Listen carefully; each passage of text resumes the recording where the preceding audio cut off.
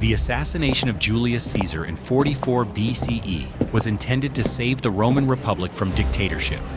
Yet, in a twist of irony, it only hastened the rise of an even more absolute ruler. Within a few short years, the Republic gave way to the Roman Empire under Caesar's adopted heir, Gaius Octavius, better known as Augustus. Augustus was not born into royalty. He came from a moderately wealthy equestrian family, with little to suggest that he would one day command the might of Rome. Yet his destiny changed forever when Julius Caesar, his great-uncle, recognized promise in the young man.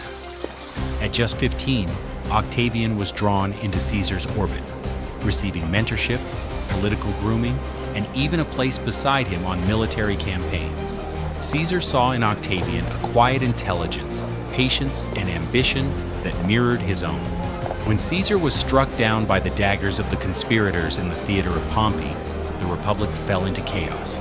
In his will, Caesar named Octavian as his adopted son and principal heir, instantly granting the teenager immense political legitimacy. Against all odds, this frail 18-year-old stepped forward to claim his inheritance and avenge his benefactor. Octavian's claim did not go unchallenged.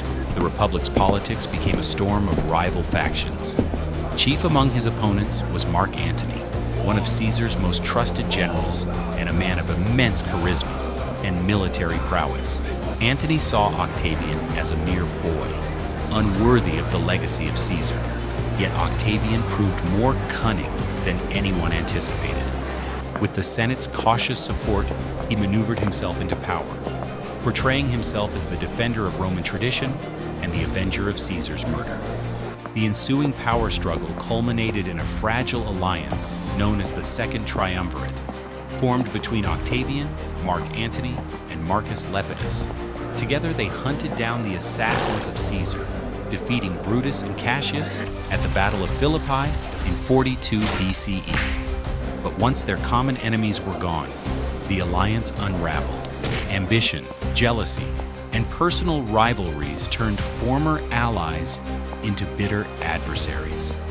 Antony's growing association with Cleopatra VII of Egypt provided Octavian the perfect weapon: propaganda.